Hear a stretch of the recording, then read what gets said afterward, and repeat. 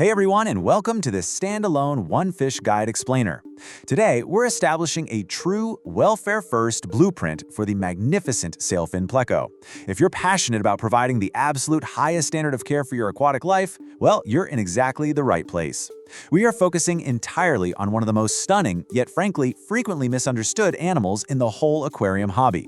We're going to break down the exact requirements needed to let this incredible species absolutely thrive for its entire lifespan. Let's get into it. Now, right off the bat, we need to confront a massive misconception, one that directly harms this species every single day. Think a pleco is just a tank cleaner? So often, aquarists bring one home purely to act as a utility fish, a magical cleanup crew meant to scrub algae off the glass and make maintenance a breeze. But viewing the Sailfin Pleco merely as a janitor, that's fundamentally incorrect, and honestly, it sets both you and the fish up for failure. This tank cleaner myth assumes you can just drop a tiny, adorable juvenile into a standard community tank and basically forget about it. But the reality? It's vastly different. That little fish is going to grow into an absolute behemoth with incredibly specific spatial, nutritional, and environmental needs. We're talking about requirements that far exceed simply grazing on a little background algae. So to give you a complete picture of a welfare-first approach, here's what we'll be covering today. First, we'll meet the gentle giant. Second, we'll build a welfare-first habitat. Third, we'll look beyond the algae wafer. Fourth, we'll talk about choosing the right tank mates. And finally, maintaining optimal health. Okay, Section 1. Meet the gentle giant, understanding the true scale of the Sailfin Pleco. 20. That number right there represents the potential adult size in inches of a fully grown sailfin. Think about that for a second. That is 20 inches of armored, heavily built fish, and they grow incredibly fast. You might buy them when they're just a couple of inches long, but in the blink of an eye, they are going to expand massively. To really help you visualize that scale, imagine a full-size bowling pin just resting at the bottom of your aquarium. That's the kind of mass and length we are talking about here. This isn't just a long, slender fish, it's a bulky, robust animal.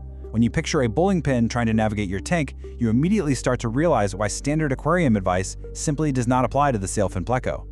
Moving on to Section 2, a welfare-first habitat, building the environment from the ground up. To do this right, you will need a minimum of 100 to 125 plus gallons for just one adult. That means smaller tanks are strictly for juvenile grow-out only. If you're currently keeping a young sailfin in a 55 or 75-gallon tank, you really must consider that a temporary arrangement. To reach their full lifespan and size without stunting or severe stress, that 100 to 125 plus gallon mark is an absolute non-negotiable baseline. Let's look at a few more environmental non-negotiables. They absolutely require a massive 6-foot footprint to allow for broad turning space.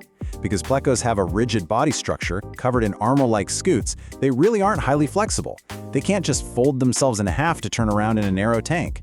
So that 6-foot footprint provides that essential turning space. On top of that, they're tropical fish, so they need a stable water temperature between 73 and 81 degrees Fahrenheit, with a consistent pH hovering comfortably around 6.5 to 7.5. And remember, stability here is just as critical as the exact numbers. Now, because they eat so much, large fish produce massive waste. That means an enormous bioload, making oversized canister filtration and excellent oxygenation totally mandatory. They're heavy processors of organic material. Honestly, if you try to rely on a standard hang-on-back filter meant for typical community fish, your water quality is going to crash. You want robust filtration that turns the water volume over multiple times an hour, keeping that environment pristine and highly oxygenated to mimic the fresh, flowing waters they naturally appreciate. When we're building this habitat out, we also need to address a very common myth about driftwood. Now, large, sturdy pieces of driftwood are essential for shelter, and they provide a great natural grazing surface.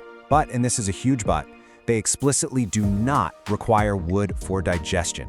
This is a subtle but incredibly important distinction in the hobby. Yes, you absolutely should include large wood pieces in your tank.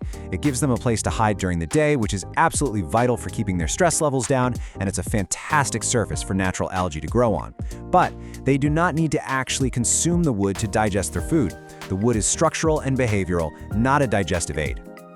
All right, Section 3, beyond the algae wafer, feeding a colossal omnivore. Sailfin Plecos are actually true omnivores, needing a heavy base of vegetable-rich sinking foods, safe fresh produce, and occasional protein. Their primary daily intake should be high-quality vegetable-centric sinking foods, like algae wafers or sinking pellets made specifically for bottom feeders.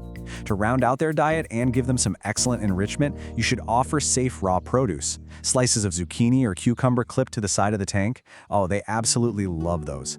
And since they are omnivores, not strict herbivores, offering occasional protein like bloodworms adds some really necessary dietary variety that mimics the small insects and larvae they normally scavenge in the wild. Let's move to Section 4, choosing the right tank mates, navigating social dynamics. The best tank mates for these guys are dissimilar, peaceful fish that occupy the middle and upper levels of the tank. Basically, you want to choose tank mates that won't get in the sailfin's way. Fast-moving, peaceful schooling fish like black skirt or bloodfin tetras are fantastic choices. Mid to top water dwellers like honey or pearl gouramis or even silver dollars make excellent companions. And actually, even peaceful bottom dwellers like clown or coolie loaches can work really well because they generally won't challenge the much larger pleco for dominance. However, you must exercise extreme caution and avoid housing them with other large Plecostoma species. This is where things can go really wrong. If you put two massive 20-inch armor-plated bottom dwellers in the same tank, even a massive 125-gallon setup, they're often going to view each other as direct competition. They can and will fight fiercely over the best hiding spots and grazing territories. So, for the welfare of the fish, it is highly recommended to keep only one Sailfin Pleco per tank. And that brings us to Section 5, maintaining optimal health, preventative care, and observation. Because these fish are naturally quite hardy, the best medicine is always a pristine environment, maintained weekly and adjusted according to your water test readings. You really can't just rely on a visual check of the water. Crystal clear water can still hide invisible, harmful spikes in waste parameters. You must perform regular testing of your water chemistry and then adjust the volume and frequency of your water changes based strictly on those accurate results. Proactive, consistent maintenance is the absolute key to their long-term health. Now, if you do happen to spot disease warning signs, do not panic and just start dumping in chemicals. Strictly follow a welfare first response to secure an accurate diagnosis first. I know it can be incredibly tempting to just grab a random over-the-counter remedy if your pleco is acting lethargic or showing odd spots, but guessing is dangerous. First, observe and document the physical or behavioral symptoms closely. Second, test your water parameters immediately because simply fixing a parameter spike might be the only cure they actually need. And third, seek out an accurate diagnosis before proceeding with any specific action. We never endorse blindly using treatments. Always act on data. We're going to end this explainer by asking you to deeply consider a really important question. Are you truly ready to commit up to 20 years to the gentle giant of the aquarium world? When properly cared for, given a massive aquarium, perfect water, and a robust diet, a Sailfin Pleco isn't just a pet. It's a long-term commitment that can live 15 to 20 years. If you can provide that 6-foot footprint and the absolute dedication required, you'll be rewarded with one of the most spectacular, engaging, and awe-inspiring animals the freshwater hobby has to offer. Thanks so much for joining me on this deep dive.